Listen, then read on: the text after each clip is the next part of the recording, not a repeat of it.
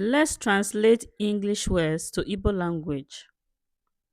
To breathe, iku ume.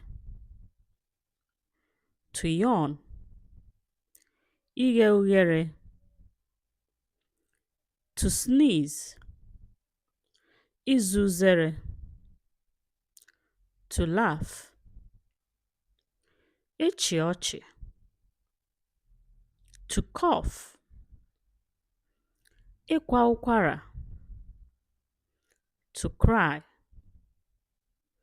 ibe akwa. To sigh,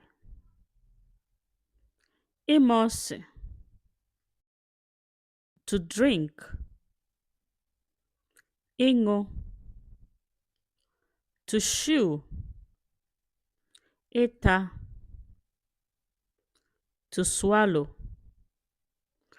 ilo. What is to blink in Igbo language?